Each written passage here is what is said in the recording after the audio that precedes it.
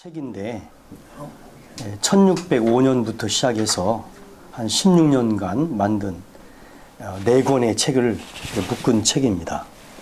아마 이 책이 한국에 아마 제 개인 생각은 한 5-6권 있지 않겠는가 생각 가지고요. 굉장히 고어로 되어 있는 그런 책입니다.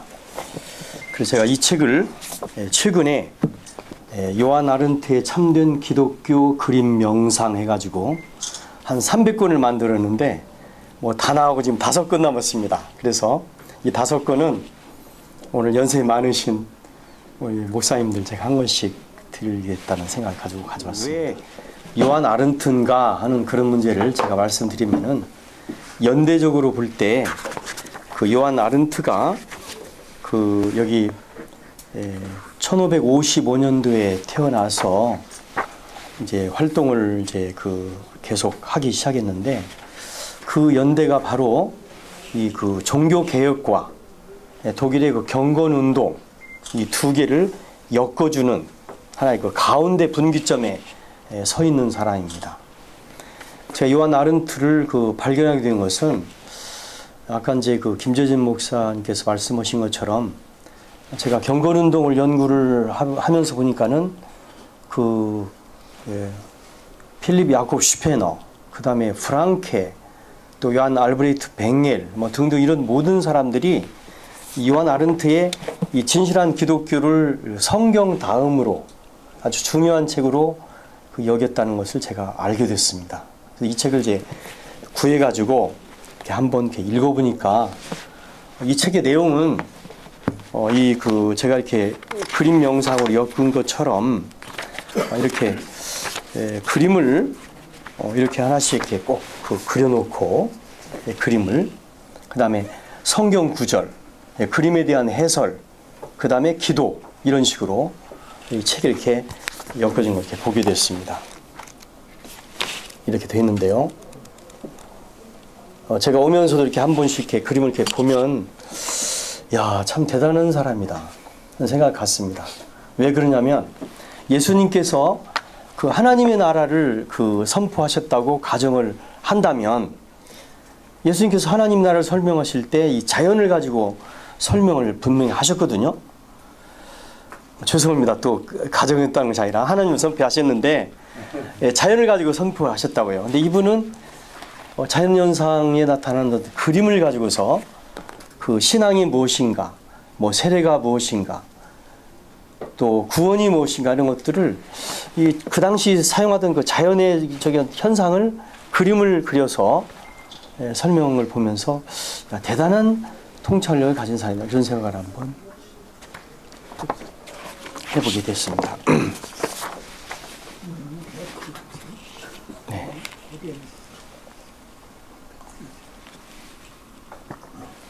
그래서 이분의 책을 4권으로 이제 구분해 보면은 우리가 신비주의의 3단계가 있는데 처음에가 뭐냐면은 정화입니다. 정화.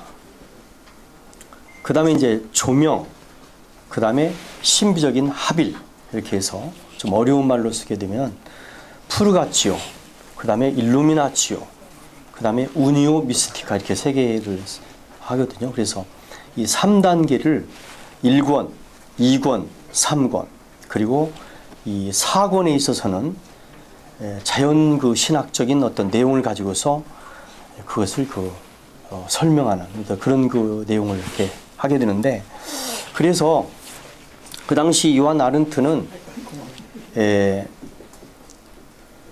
독일의 정통주의 신학으로부터 굉장한 비판을 이렇게 많이 받았습니다. 제가 왜 요한 아른트냐 하는 그런 문제에 대해서 말씀을 간략하게 드리면은 이 사람은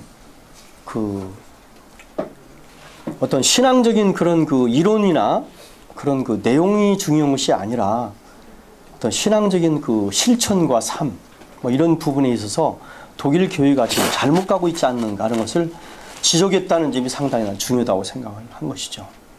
오늘 우리가 기도를 지금 계속 하면서 한국 교회가 어렵다 그런 얘기를 많이 하는 것은 전적인 책임은 우리 목회자들에게 있다고 저는 생각합니다. 또 장로님들에게, 또 나아가서는 그 교회 교인들에게, 이 교회가 가지고 있는 어떤 그런 그 이론적인, 너무나 사변적인, 아까 뭐 자유주의 신학이 말씀하셨는데, 어떤 그 사변적인 어떤 신학으로 가는 것이 과연 옳은 것인가 하는 생각을 가지면서 뭐 자유주의 신학도 비판을 우리가 할 수 있지 않겠나 생각을 한번 해본 면에서 이것이 굉장히 중요하다, 이런 생각을 한번 해보고요. 그리고 이 뭐 프린트를 잠깐 이렇게 보시면은 1페이지에서 말하고 싶은 그런 그 내용에서는 그 요한 아른트가 상당히 어렸을 때 아버지를 일찍 여의고 또 병을 앓으면서 처음에 이 사람이 의학을 공부를 했습니다마는 하나님께 서원하는 어떤 그런 의미에서 나중에 신학자가 됐다, 이제 그런 얘기를 먼저 말씀을 드렸고요. 그 다음에 이제 2페이지에서 그 참된 기독교라는 그 책을 쓰게 된 것이 결국은 이제 하나의 단순한 정통주의에서만 서 있는 것이 아니라 정통주의를 비판하는 어떤 그런 면에 있어서 쉽게 말하면 진실한 회개, 참된 삶, 이런 부분을 강조하면서 이렇게 갈 수밖에 없었다, 이런 생각을 했다는 것을 얘기를 했고요. 3페이지로 쭉 가게 되면은 거기에서는 그 교회가 그 당시 갖고 있던 어떤 그 구조 가운데서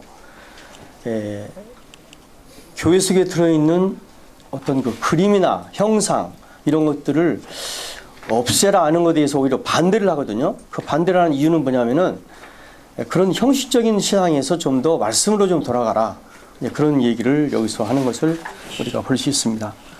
그 다음에 4페이지를 가게 되면은 이분이 그 가운데 두 번째 문단 보면 애굽에서 10가지 재앙에 대한 문제를 한번 거론을 했거든요. 그래서 그 10가지 그 재앙에 대해서 아주 어떤 의미를 부여하는 그런 내용을 얘기를 했습니다. 그 내용은 뭐냐면은 이게 바로 우리가 흔히 이야기하는 성경적 실제주의, 어떤 그런 입장을 가지 않는가 하는 생각을 한번 해보게 된 거죠. 그래서 그 바르트를 연구하신 분들이 많이 계시는데, 이 바르트도 초기에 신학을 할 때는 성경적 실제주의에 대해서 굉장히 관심을 가지고 시작을 했습니다. 그게 바로 제가 이제 연구를 했던 요한 토비아스 베크의 신학을 빌렸다는 생각을 한번 가져보고 싶고요. 그리고 이제 4페이지에 마지막 부분에 보면 낙관적인 구원관, 비관적인 세계관에서 낙관적인 구원관을 오히려 찾는다, 그런 입장을 얘기를 한번 해봤습니다. 5페이지에 참된 기독교에 관한 4권의 책들, 이것에 대한 얘기를 좀 하는데요. 이 참된 기독교라는 그 책 자체가 1605년부터 나오기 시작해서 16년간 거쳐서 나온 다음에 유럽에서 성경 다음으로 가장 많이 읽히고 많이 팔린 책이다, 이런 내용을 여기서 하면서 알버트 슈바이처가 오히려 이 책에 대해서 굉장히 높이 평가한 그런 내용을 여기서 한번 생각을 해봤습니다. 그 다음에 이제 6번 보게 되면은, 6페이지 보게 되면 마지막 문단에 영성이라는 단어에 대해서 기도, 금욕적 신비, 이런 그 얘기에 대해서 이야기를 할 수 있지만은, 오히려 그보다는 영성이라는 부분은 아른트에 의하면은 예수 그리스도의 가난한 삶을 담는 것이다, 육신을 죽이는 것이다, 자신과 악한 쾌락을 부정하는 것이다 등등, 이렇게 세상에 대해서 약간 부정적인 어떤 그런 입장을 가는 것이 오히려 영성에 대한 부분을 말할 수 있지 않겠나 생각을 한번 해봤습니다. 그 다음에 이제 7페이지로 가서요. 1606년, 1609년 사이에 최초로 출간되었던 그 첫 번째 그 참된 기독교에 대한 출판 동기인데요. 첫째, 나는 스콜라 신학의 형태를 그대로 채택하여서 과도하게 논쟁적이고 신학에 빠진 설교자들 그리고 학생들 그들의 마음을 그것으로부터 끌어내기를 원했다. 두 번째, 무기력한 기독교 신자들 그들이 열매 맺는 신앙을 갖도록 제안한다. 세 번째, 경건과 믿음의 연습을 하도록 하고 싶다. 그 다음에 네 번째는 믿음과 일치하는 기독교 신앙생활이 무엇인가를 여러분에게 내가 보여주고 싶다. 이런 그 목표를 이야기를 하면서 이 책을 썼습니다. 그 7번의 그 마지막 문단에 보게 되면요. 제1권, 1권을 이렇게 보게 되면은 상당히 그 신앙에 대한 문제를 얘기를 하는데 신앙의 회복이 무엇일까? 이거에 대해서 한마디로 말하면은 하나님의 형상을 회복하는 것이다. 이렇게 얘기를 했습니다. 하나님의 형상을 회복하는 것이다. 인간이 타락해서 어떻게 보면 전적인 타락이다. 이렇게 상당히 그 칼빈적인 그 상황으로 신앙을 연결시키는 걸 볼 수 있었습니다. 그래서 하나님의 형상을 회복하는 그 가장 중요한 방법은 8페이지 보게 되면 두 번째 문단에 올바르고 참된 예배를 우리가 드려야 한다. 이렇게 했습니다. 그 다음에 제 그 2권은 아까 말씀드린 것처럼 1권은 이제 프루가치오, 정화고요. 두 번째가 조명, 일루미나치오인데 그리스도 안에서 새로운 삶에 대한 안내 이렇게 얘기를 말했습니다. 8페이지에 그 제2권에 대한 얘기 나오고요. 그 다음에 이제 9페이지 보게 되면 예수의 삶이 첫째 줄인데요. 하나님의 아들로서 가장 낮고 천하고 하나님께 순종하는 삶이다. 이렇게 얘기를 하면서 그리스도의 삶이 우리에게 모든 것을 가르치지 않겠는가. 그래서 결국 그 이권에서는 여기 마지막 그 문단 보면 첫 번째 의와 영의 열매들이 우리 안에서 자란다면은 육의 열매들은 사라져야 한다. 이렇게 얘기를 했습니다.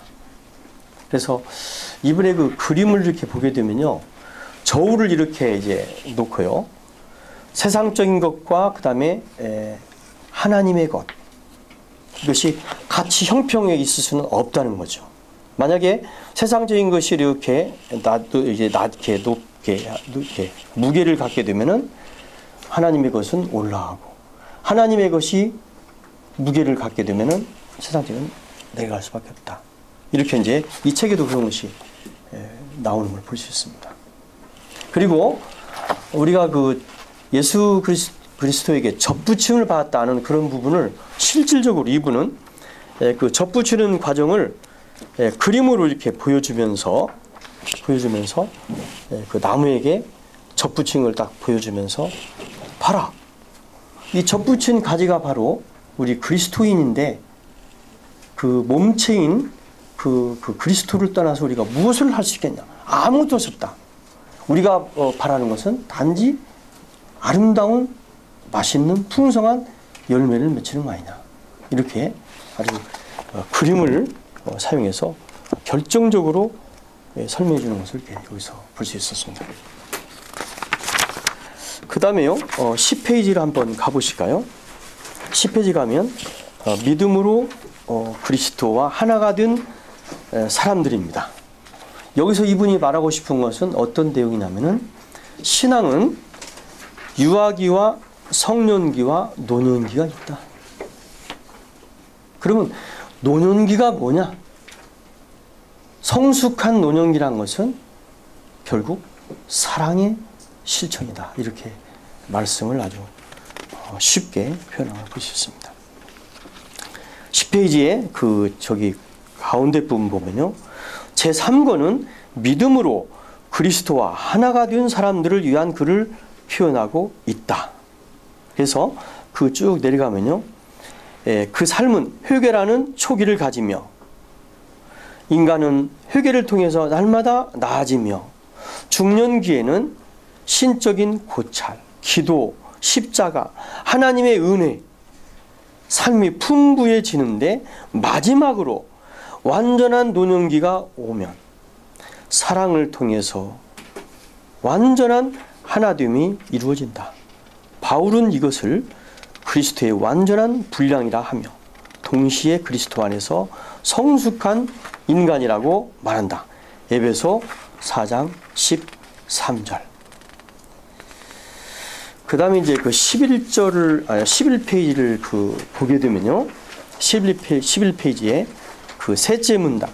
우리의 마음과 영혼 안에는 성령의 올바른 학교가 있다. 그것은 거룩한 삼위일체의 정비소이며 하나님의 전이며 성령과 진리 안에서의 기도의 집이다. 그 다음에요.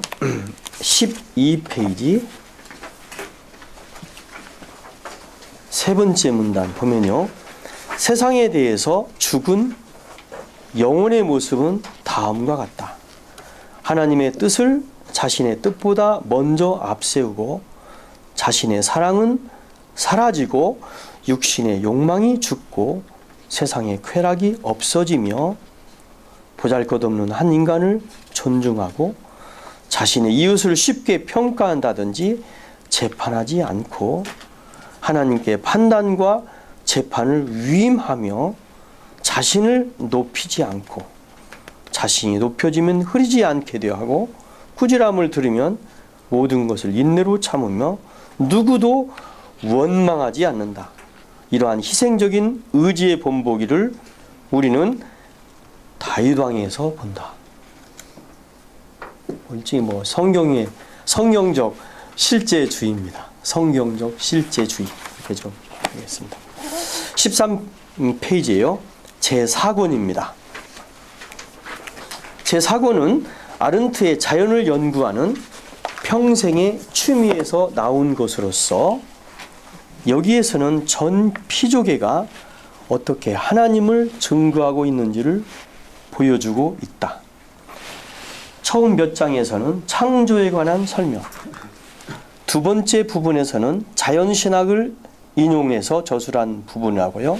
그래서 제4권의 총 제목은 피조물은 우리를 하나님께 이끄는 하나님의 손들이며 심부름꾼들이다. 그렇게 이해를 했습니다.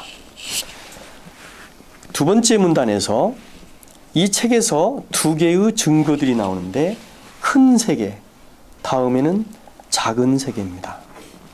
그래서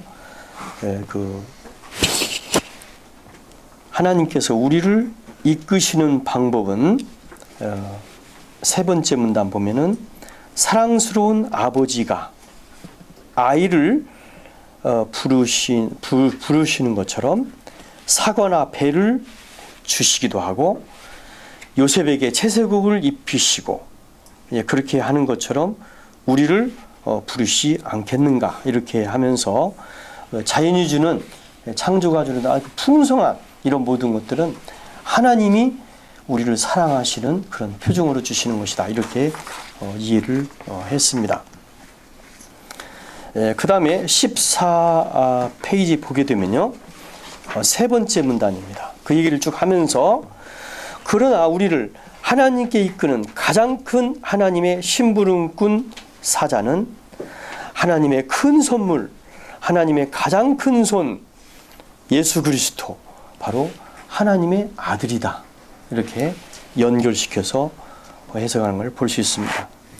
그 안에 모든 것이 있으며 모든 충만이 있으며 그런 한 손을 피조물에 펴시고 그리고 이제 이제 모든 것이 6일 동안 창조와 또 그의 그 신앙에 대한 문제를 여기서 계속 언급하고 있는 것을 말씀까지 하나님 말씀은 새로운 탄생의 씨앗이다. 14페이지에 그 밑에 산 대여섯 줄 있는 것입니다.